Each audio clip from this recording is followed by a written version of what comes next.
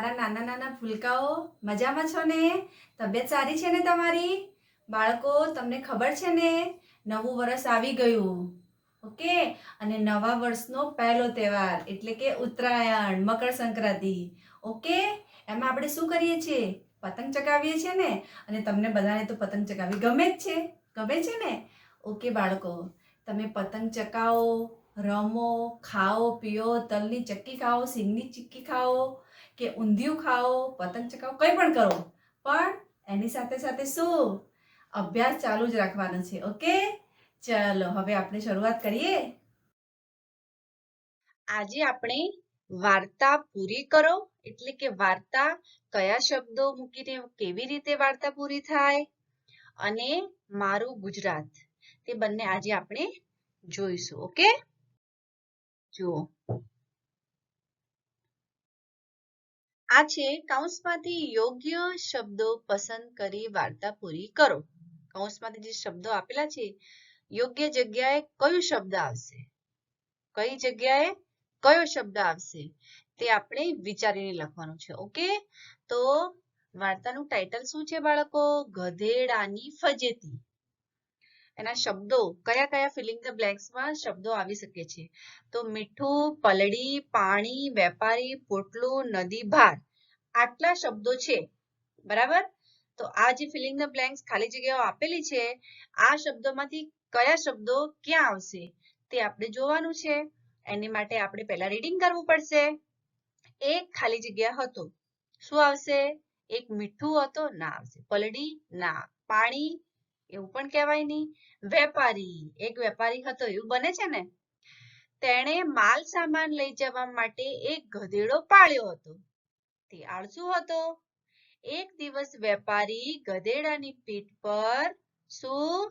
મીઠાનું, શું આ શબ્દોમાંથી જુઓ શું આવશે? પોટલું. શું આવશે? પોટલું. મીઠાનું પોટલું બાંધી વેપાર કરવા નીકળ્યો. રસ્તામાં એક શું આવી? નદી. નદીમાંથી પસાર થતા ગધેડો નદીમાં પડી ગયો. રસ્તામાં એક નદી આવી અને નદીમાંથી પસાર થતો હતો ને, ગધેડો શું? નદીમાં પડી ગયો. તે પોટલામાંનું જે મીઠું હતું તે ઓગળી ગયું. તેથી ગધેડાનો ખાલી જગ્યા હલકો થઈ ગયો. શું થાય? શું? ભાર હલકો થઈ ગયો. ગધેડાને આનંદ થયો. વેપારીને ઘણું નુકસાન થયું. બીજા દિવસે વેપારીએ ગધેડાની પીઠ પર રૂની ઘાસડી બાંધી. શું કર્યું? રૂની ઘાસડી બાંધી. જો વેપારી પણ બહુ ચાલાક હતો. શું કરે છે? ગધેડા ઉપર રૂની ઘાસડી બાંધે છે. નદીમાંથી પસાર થતા પાણીમાં રૂ પલળી ગયું. પહેલી વખતે ભાર હલકો થઈ ગયો હતો, પણ આ વખતે ઉલટું થયું. હવે ગધેડામાં તો ખબર જ છે કેટલી અક્કલ હોય છે. ગઈ વખતે શું થયું હતું? એ નદીમાં પડી ગયો તો એનો ભાર હલકો થઈ ગયો, કેમ કે એની ઉપર મીઠું હતું. પરંતુ આ વખતે રૂ હતું. રૂ એમ હલકું હોય, પરંતુ જો પાણીમાં એ પલળે ને તો રૂ ભારી થઈ જાય. તો શું થાય છે? પહેલી વખતે ભાર હલકો થઈ ગયો હતો, પણ આ વખતે ઉલટું થયું. રૂ પાણીમાં પલળતા શું થઈ ગયું? પલળી જતા વજન વધી ગયું. વેપારીને ફરી નુકસાન થયું. ત્યાર પછી વેપારીએ ગધેડા પર લાકડાનું કાઠું મૂકવાનું શરૂ કર્યું. ઓકે, હવે આ છે મારું ગુજરાત. ગુજરાત વિશે આ પાઠ છે બાળકો, તમે ધ્યાનથી સાંભળજો. ગુજરાત મારું રાજ્ય છે. શું છે? આપણું રાજ્ય કયું છે? ગુજરાત. તે શું ક્યાં આવેલું છે? ભારતની પશ્ચિમે. 4 દિશાઓ તમને ખબર જ છે, ઉત્તર, દક્ષિણ, પૂર્વ, પશ્ચિમ. તો આ ક્યાં આવેલું? ભારતની પશ્ચિમ દિશામાં આવેલું છે. ગિરનાર ગુજરાતનો ઊંચો પર્વત છે. ગિરનાર પર્વત જે છે એ ગુજરાતને સૌથી ઊંચામાં ઊંચો પર્વત છે. અને નદી કઈ મોટી છે ગુજરાતની? નર્મદા. નર્મદા ગુજરાતની મોટી નદી છે. ગુજરાતનો દરિયા કિનારો વિશાળ છે. ખબર છે ને? દરિયા કિનારો બહુ વિશાળ હોય છે ગુજરાતનો. અને કંડલા ગુજરાતનું મોટું બંદર છે. બંદર, પોર્ટ. ખબર છે ને તમને? જ્યાં સમુદ્ર કિનારે માલ સામાન લઈ જવામાં આવે તે એરિયાને, તે સ્થળને શું કહેવામાં આવે છે? બંદર. હિન્દીમાં એને બંદરગાહ કહેવામાં આવે છે, અંગ્રેજીમાં પોર્ટ. અમદાવાદ, વડોદરા, સુરત, રાજકોટ વગેરે ગુજરાતના મોટા શહેરો છે. કયા કયા બાળકો? સુરત, રાજકોટ, અમદાવાદ, વડોદરા આ બધા ગુજરાતના મોટા મોટા શહેરો છે. પછી અંબાજી, સોમનાથ, દ્વારકા, પાલીતાણા, પાવાગઢ અને ડાકોર ગુજરાતના પ્રસિદ્ધ યાત્રાધામ છે. ગુજરાતનું પાટનગર ગાંધીનગર છે. ખબર છે ને તમને? પાટનગર એટલે રાજધાની. તો શું છે? ગુજરાતની રાજધાની કઈ છે? ગાંધીનગર. જેવી રીતે ભારતની દિલ્હી છે, તો ગુજરાતની કઈ છે? ગાંધીનગર. તો રાજધાનીને પાટનગર પણ કહેવામાં આવે છે. તે સાબરમતી કિનારે આવેલું છે. શું? ગાંધીનગર. ગુજરાત અનેક મહાપુરુષોની જન્મભૂમિ છે. ગુજરાતમાં બાળકો અનેક મહાન પુરુષો થઈ ગયા. કેવા? રાષ્ટ્રપિતા ગાંધીજી. ગાંધીજી ક્યાં? ગુજરાતના જ હતા ને. અને સરદાર વલ્લભભાઈ પટેલ, રવિશંકર મહારાજ વગેરે ગુજરાતના સપૂતો છે. ઓકે? ગુજરાત ઝડપથી વિકાસ પામતું રાજ્ય છે. ગુજરાતમાં ઝડપથી વિકાસ થાય છે. તમને ખબર જ છે, મને મારું ગુજરાત પ્રિય છે. આપણને બધાને ગુજરાત પ્રિય છે ને? ઓકે.